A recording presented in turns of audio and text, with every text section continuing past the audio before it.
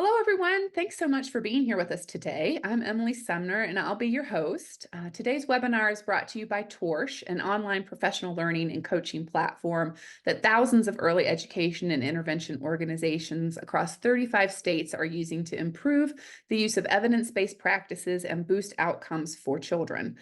We are excited to have Christi Moore here with us today from the Georgia Department of Early Care and Learning, also known as DECAL, where she is Director of Professional Learning. Christi, if you want to just jump to the slide with your beautiful face on it, I'll let folks know a little bit about your background. Christi currently guides the work of the Professional Learning Unit, which oversees DECAL's early learning workforce development and professional learning initiatives. She has served in a variety of roles, including as a pre-K and elementary school teacher and a guidance counselor in a middle school. She's also worked in teacher education, serving as a language and literacy instructor in a university teacher preparation program, and as a facilitator and trainer for a nonprofit professional development center. Before joining DECAL, Christi led the development of an award-winning online learning platform for teachers of children ages birth through third grade. So Christi brings a lot of experience to DECAL, and we are excited to learn from that. She is going to talk with us today about how she and her team at DECAL are expanding access to high-quality professional learning opportunities across the state of Georgia. So I'm going to go ahead and hand things over to her now. Well, thank you for that introduction.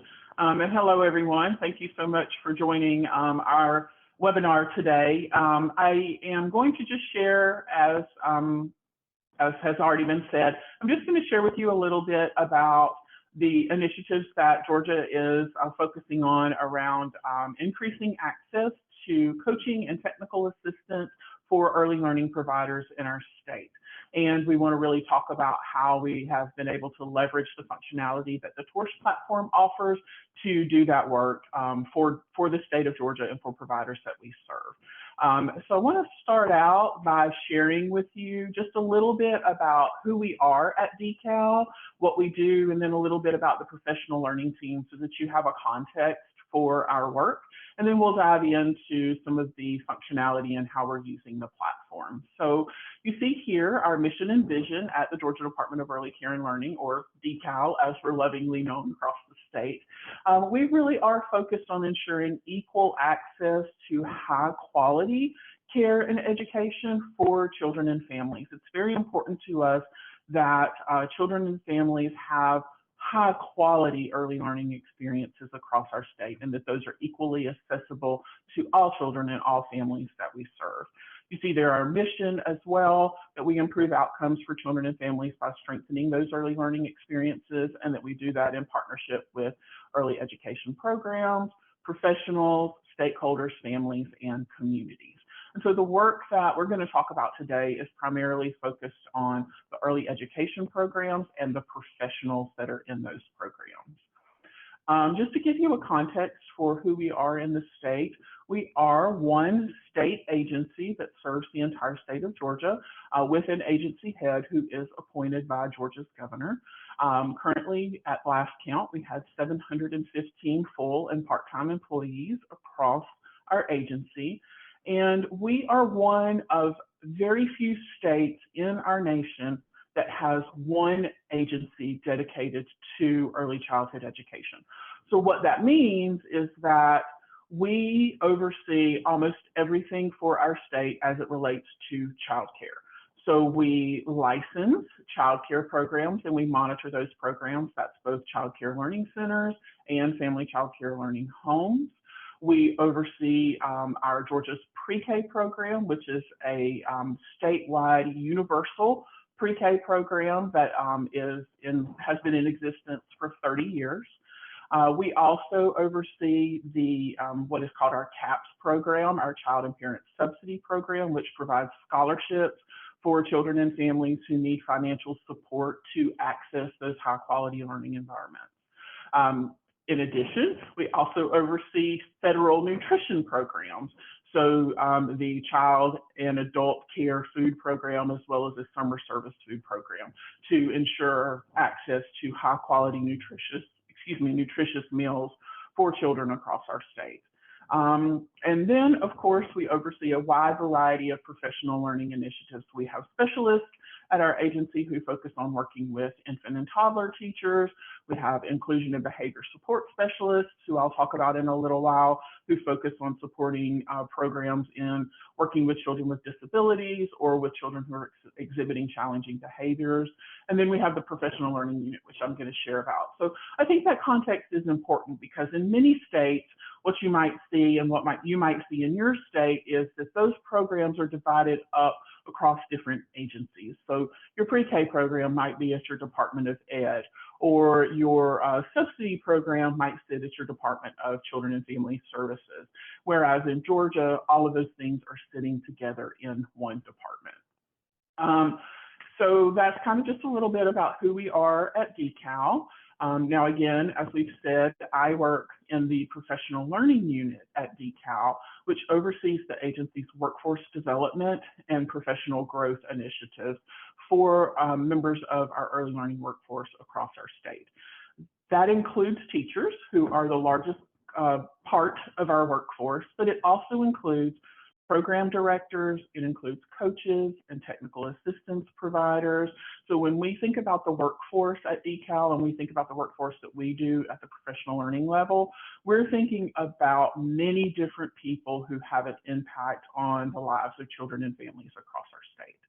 And you see here that our mission is to champion those early childhood educators, and that we're really wanting to focus on supporting them in achieving their career goals. And so we want professionals in our state who are committed to this profession, who do achieve those career goals, and are able to provide that high quality early care and learning experience that's so important to us at DECAL. We have quite a few, oh, excuse me, I hit the wrong button. I went backwards instead of forward. We have quite a few areas of focus that are important for us in the professional learning unit and focusing on workforce development and professional growth. We do we have initiatives that focus on workforce recruitment and supporting our professionals in understanding what career pathways in the early learning workforce might look like. How do you start? What is the career goals that you have, and what education is available to professionals, what training is available to professionals to continue on a career pathway.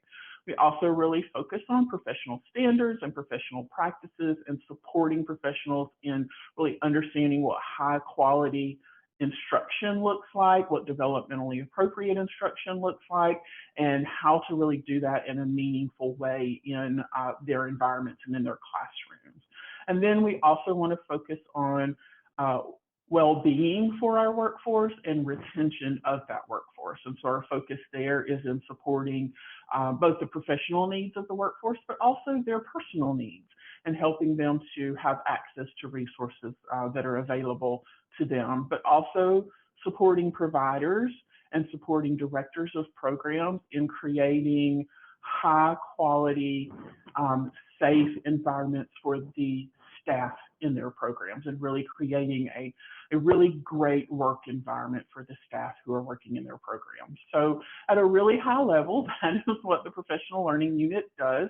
I won't get into all the programs that we oversee, because we're really here today to talk primarily about those relationship-based professional learning programs that are so important and are at the heart of what we do. We know that training is important. We know that what we would call stand and deliver training or online training is really important to develop skills and knowledge for our workforce.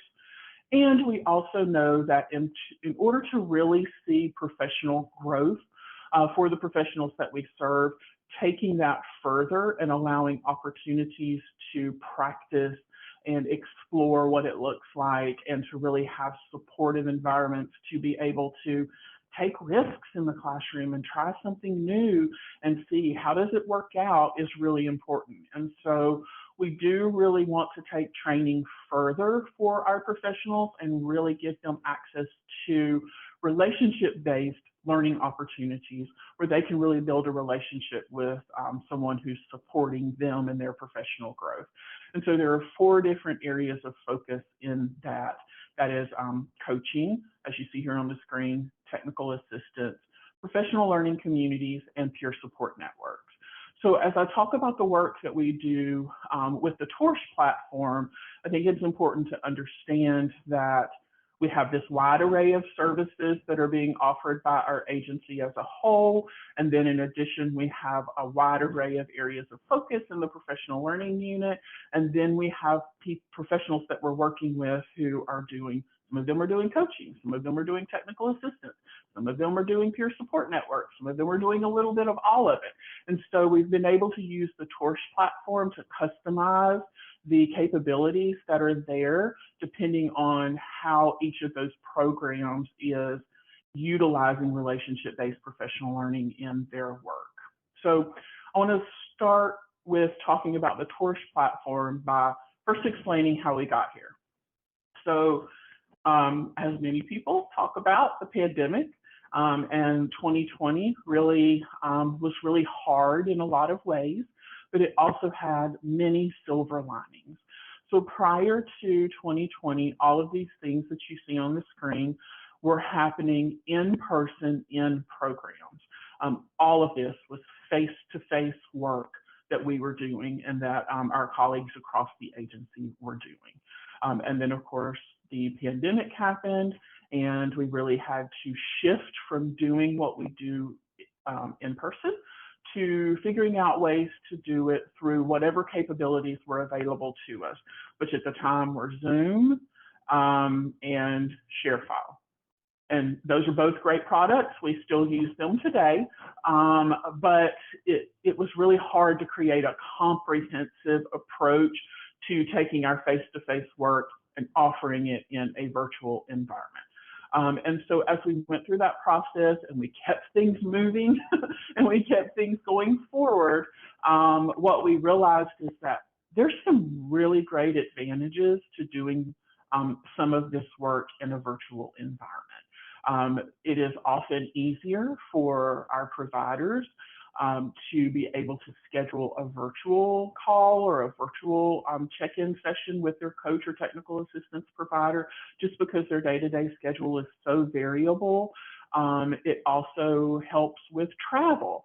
If I am a coach and I have a caseload of 30 providers, well then if I'm having to travel an hour or two to see them, then that cuts down on the number of programs that I can see in one day. Whereas if I'm doing some of that work virtually, then the travel becomes less of a barrier. And so we wanted to really locate and find a solution that would be more comprehensive than these separate programs and services that we were using, such as Zoom, such as ShareFile, and really find a way to have a one solution to continue that virtual work. What I will say is that now as we've come out of the pandemic, we have realized that the virtual piece is very important. We want to continue that, and the face-to-face piece is very important. So leveraging TORSH and giving those services to our specialists who work in the field allows them to customize and decide how to provide individualized coaching and support to each program based on what they need. And sometimes that's going to be virtual, sometimes that's going to be face-to-face, sometimes that's going to be hybrid, which is where most of our programs are headed. So I just wanted to have you to have that kind of historical context for how and why we ended up working with TORSH to create the solutions that we have in Georgia. So this work is still happening virtually, it is still happening in person, and TORSH has been able to really create customized programs for each of the divisions that are utilizing the platform. And so I want to spotlight some of those divisions now and how they are using the platform and what functionality they're using. And the first one I want to start with is our practice and support services team at DECAL.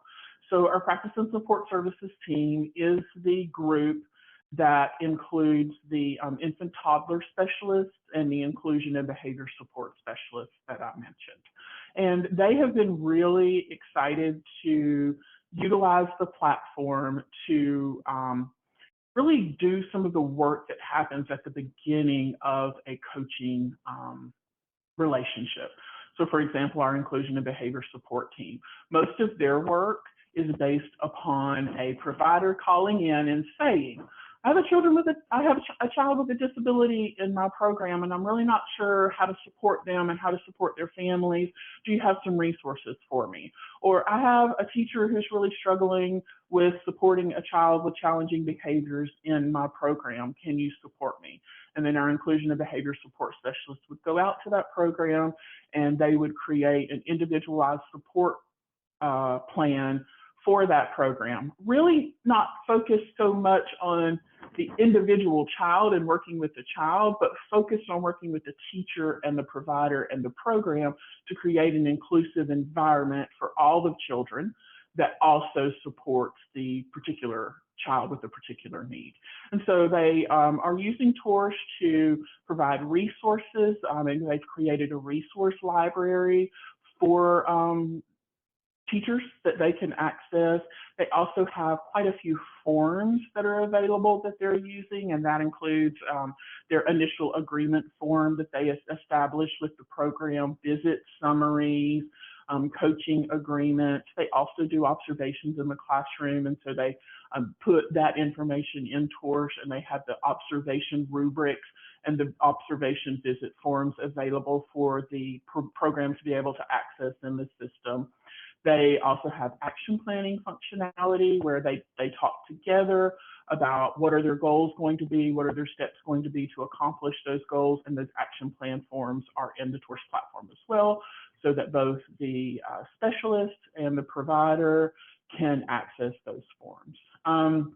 What we've heard from our inclusion and behavior support team as they've implemented this work is that they are seeing when all of this information is available in TORSH, they're seeing more follow through on the part of the provider, where if the provider does need to complete an agreement, it's easily accessible. They can go in, they can complete it. They're seeing more follow through in completing those components that are necessary for those services. And, honestly, some of our programs are in some of the initial phases of using the platform. And so they're now exploring what does it look like to use the videos and feedback functionality that TORSH offers, which is really interesting. And it was one of the things that really drew us to wanting to have a coaching platform, and TORSH in particular, was the ability for video review and video feedback. And so our inclusion team is currently exploring how they're going to add that to the services that they offer. The next program I want to highlight is our child care resource and referral agencies.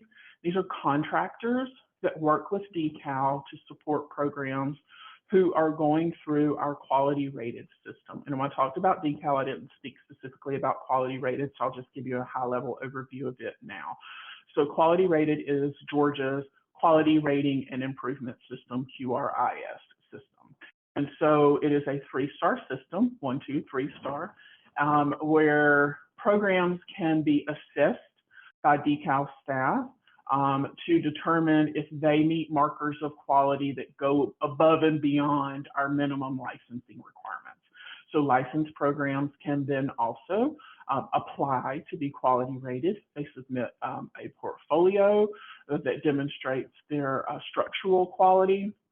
And then we have assessors who will go out to programs and do an observation. We utilize the environment rating scales, and they will do an observation of instructional quality in the program, and then they will use all of that data to determine a star rating for the program. So our child care resource and referral agencies are providing technical assistance to providers who are going through quality rated to help get them ready for that observation. So they're going into programs and they're doing a baseline observation, and then they're creating a plan of action based on the areas where that program really needs to focus on to prepare for the official observation when the DECAL staff member comes out. We have 6 resource and referral agencies across the state. They are regionally located across our state. So therefore, some of them serve more urban communities, and then some of them serve more rural communities, because Georgia does have quite a mix of urban communities, like in the Atlanta area, the Savannah area, but then we have a wide array of rural communities across our state. So these programs are located regionally to serve the communities in where we need them. So that being said, they're supporting programs that are going through quality rated. Their focus is technical assistance for providers to meet specific identified benchmarks that they will be assessed on. And so what's really interesting, and the reason I wanted to highlight our resource and referral agencies, or R&Rs as we call them, is because they're all doing something a little bit different, because we give them the flexibility to focus their work based on the needs of their region. We've also allowed them the flexibility to utilize TORSH in different ways. So some of them are using the platform for that video feedback, working one-on-one with providers that I mentioned and providing that video feedback, and then creating resource libraries and coaching plans for providers focused on those areas that will be assessed. They're also using what TORSH has as learning paths, where the coach can create a pathway for an individual to be able to access certain resources, certain learning experiences. There's a path in the system that they can complete. And so they're utilizing learning paths with the providers as well. And then some of them are actually using it to onboard their own staff.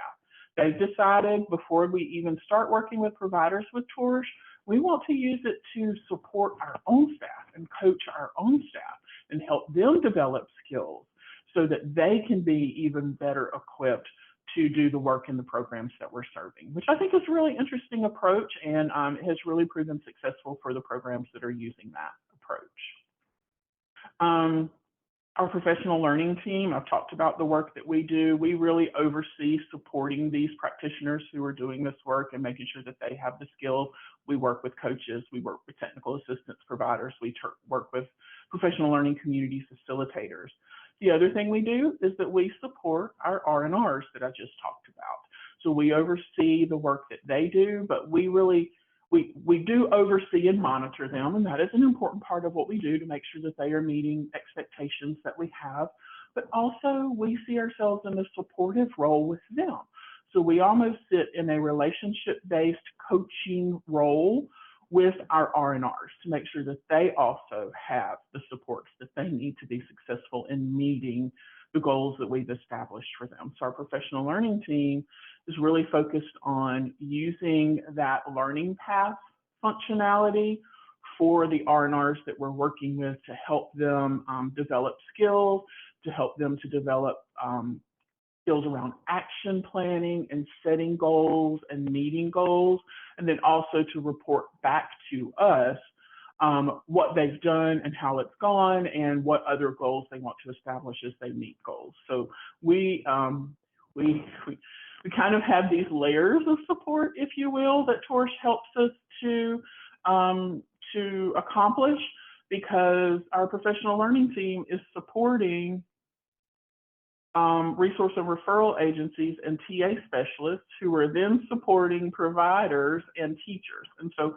we have these layers of support that are really interesting in this work. And then the last one I want to mention is, I talked about quality rated. Our quality rated team here at DECAL has, I'm trying to think of the word, a probationary status that is for certain providers who maybe don't meet certain criteria. So what probationary status means is that a program has gone through the quality rated process and they ended up not rating. So they did not meet the criteria to earn a 1, 2, or 3 star. But they want to continue to work towards being able to earn that rating. So there is a status that they are given that is called probationary status, where they are given benchmarks to meet that help them to get to a place where they can then go back into the system for a re-rating opportunity and for the opportunity to go back through the process of becoming quality rated. And so that is really a tightly regulated piece of the work that's not so much coaching as it is more monitoring benchmarks and achieving benchmarks. And so again, the learning paths have been really important for our quality rated team to create those pathways that show providers who are in that probationary status what are the things that they need to accomplish and what does that need to look like, and where they can track progress, and then also have those reports that come back out of the system. I didn't really mention reports, but all the programs are using reports in different ways as well. But the system then allows our quality rated team to look at those reports and to determine progress that providers are making as they go through this probationary process. So that is a lot of information. I know I've said a lot of words, but I do hope that as I've talked about the different programs, you've also been able to see some of the different functionalities that are available, and that they can be used differently. And that's one of the things that's been really important to us as we've gone through this process of working with each program in a very deep way to understand what their needs are. Then we've been able to work with the TORSH team and have a very collaborative relationship where the TORSH team can then help each of these programs lay out, okay, what are the functionalities that we need? What are the rubrics that we have, or the coaching tools that we're using? How do we get those into the system so that we can create a platform that is specific to the needs of each program? And so I hope you've been able to see some of that as I've talked. And so with that, I'm going to pause and see what questions we have to discuss. Thank you, Christy. This was so interesting, and you all in Georgia are doing so much, which is fascinating to hear about, and also really inspiring to just hear how you're supporting educators across the state, and how that ultimately is going to improve outcomes for all of the children across Georgia. So we definitely appreciate that work that you all are doing, and appreciate your sharing your journey with us. We do have some questions that have come in, so we'll take a couple. You definitely mentioned flexibility with how the program's being used. This participant is wondering if there's a specific coaching methodology that you're using, or if coaches are using a variety of methodologies, and how that works, in implementation. Yeah, sure. So it does vary by program. For example, our inclusion and behavior support team that I mentioned, they really focus on practice-based coaching, which is a very common and widely accepted coaching approach that is used in many coaching relationships. And so they focus on a practice-based coaching approach, whereas our child care resource and referral agencies are utilizing other coaching approaches, and that varies across regions. And so what we've learned about the TORSH system is, regardless of the coaching approach that you're using, there is a way to configure the system to meet those needs. That's great. Particularly like you said, when you're talking about this, all of the different departments using it to be able to have that flexibility, and everybody to find the the path that works for them. Right. Is great. And I know many of our participants are using practice-based coaching, so great to hear that that's working for you within the platform. Have your folks, your teachers or your coaches, struggled with the technology? This participant is in a very rural area and is supporting programs in many rural areas where internet connection can be spotty. And they also have some concerns about teachers who may not be very tech savvy. So what kind of, have there been challenges, or the platform's been fairly easy to use? I mean, there's always in our world with childcare and working with providers who are working primarily with children birth to 5, although we do regulate school age programs as well, like after school programs. But we always encounter people who have differing skills around using technology. So that is very common in our state as well. And so I would say that, yes, the great thing that the TORSH team has been able to do is to create guides and resources for people to understand how to use the system. So with each of these different programs, they are offering up resources to explain how do you use the system, what does it look like, where do you click, if you want to do this or that, where do you click, and how do you upload documents or what have you. And I will say too, that some of the support for our providers is happening in that one-on-one relationship where maybe a technical assistance provider does have someone that they're working with who they know is going to struggle with technology. So they might start out in a face-to-face meeting.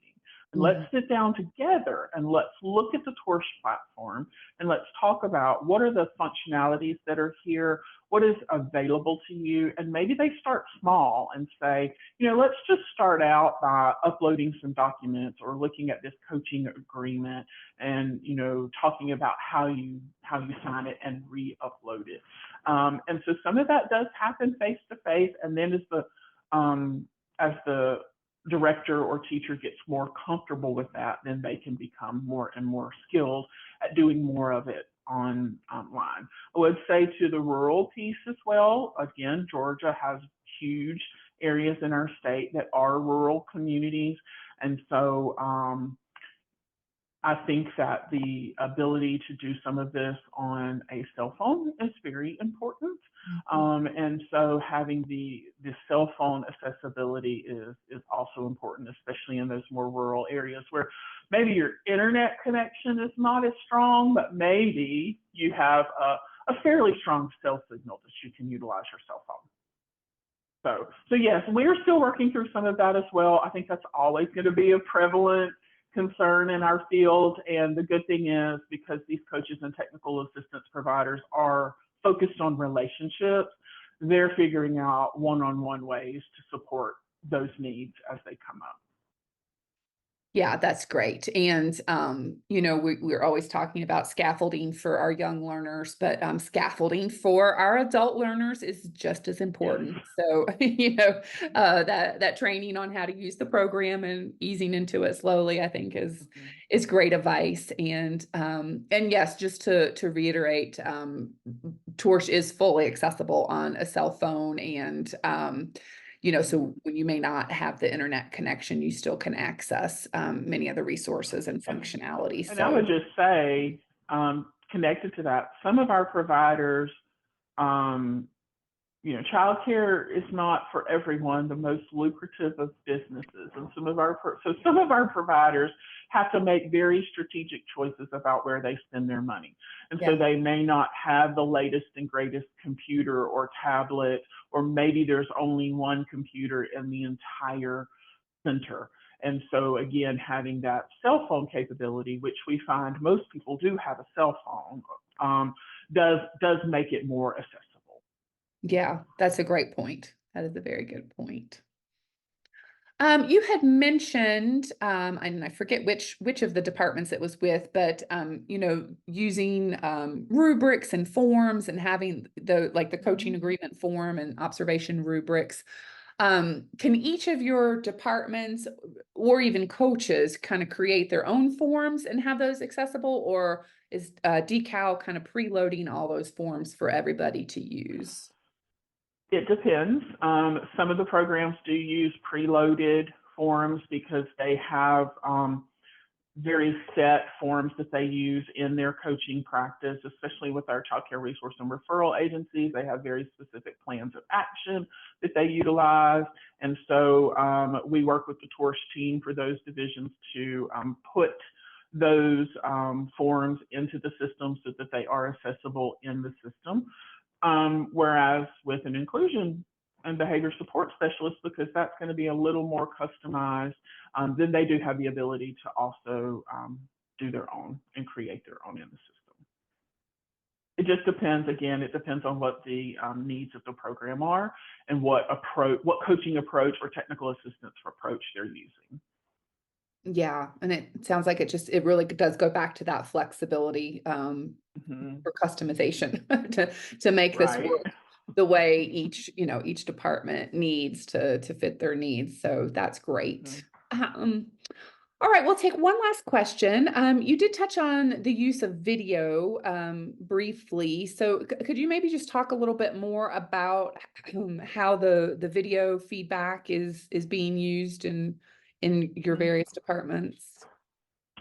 Sure, and I will say this is one of the things that many of our departments decided to tackle last, if you will. They wanted to get more comfort with their own staff with using the platform and understanding how to use the rubrics and how to we didn't even talk about the video conferencing capability, but how to schedule meetings and those kinds of things.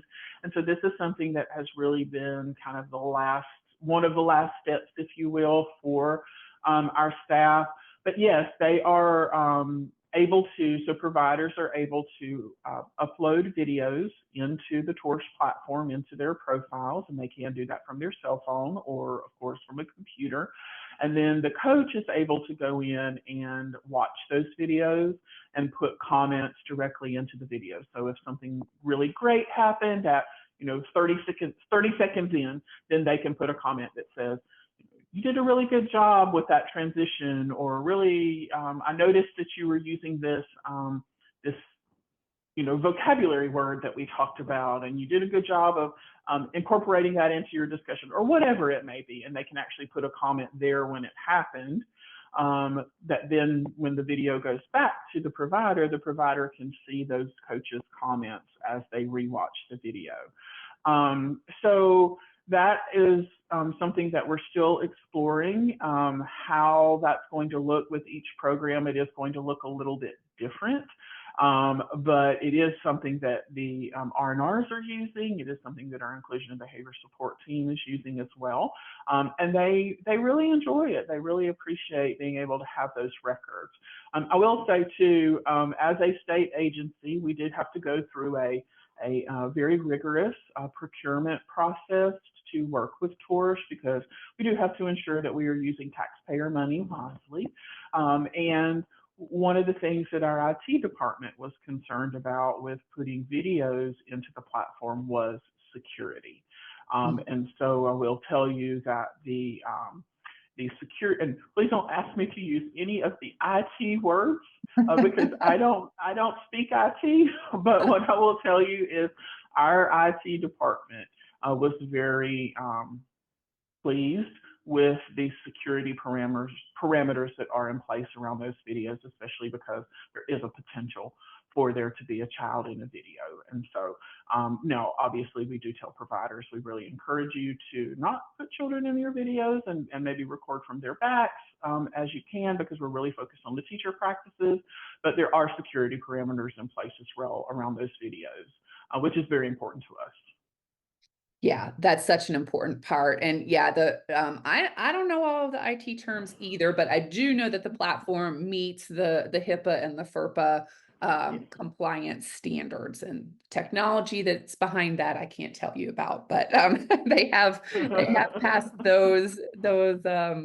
those compliance requirements. So yeah, definitely that security piece with the video is very important. And even with the coaching, really, I mean, there's so much just personal information being shared. So that is an important part of things.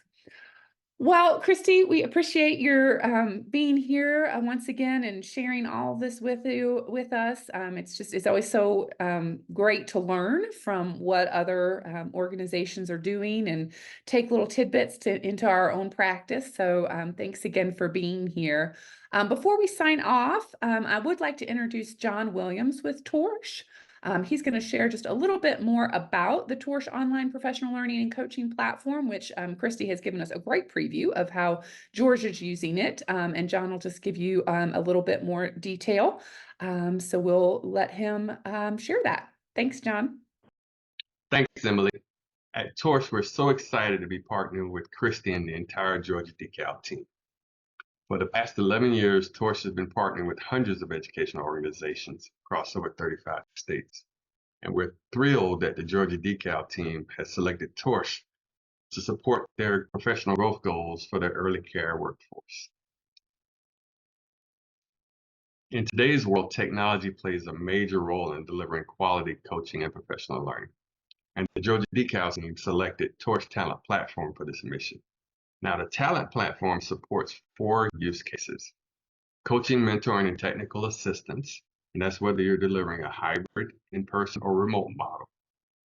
To collaborative learning and teaming. And this is for partners who want to set up an environment where they have mentor to mentee or peer-to-peer collaboration going on. Some of our partners are interested in training and professional development, and the Talent platform supports credentialing, certification, and the delivery of micro-learning coaching modules. On to data and insights, where data is automatically captured behind the scenes and delivered to you in a data-informed decision-making model. So this is the TORSH Talent platform. There have been several research studies on the use of the TORSH Talent platform. This particular study looked at online versus in-person and blended hybrid model using TORSH Talent. And the results were pretty amazing. This organization was able to increase their reach, meaning they got to more educators and delivered coaching to more educators, while they increased their coaching dosage, meaning that each person received more coaching. Doing this while they were able to reduce their cost and make it more affordable and maintaining the same level of quality. So this is an amazing report that shows the impact of TORSH Talent. I'd like to thank you again, Christi, for sharing your vision and your mission and sharing information about your coaching and professional learning program there at Georgia DECAL. For anyone else out there who would like more information about how TORSH can help your organization reach your professional learning and growth goals, please let us know. We're here to help. Thank you very much. Well, thank you, John, and thanks everybody for joining us today. Again, Christi, thanks for being here, and for all of you who joined us, we appreciate all you do to support your early childhood educators and, of course, our young learners themselves and their families. So enjoy the rest of your day, and we hope to come back and learn together again soon.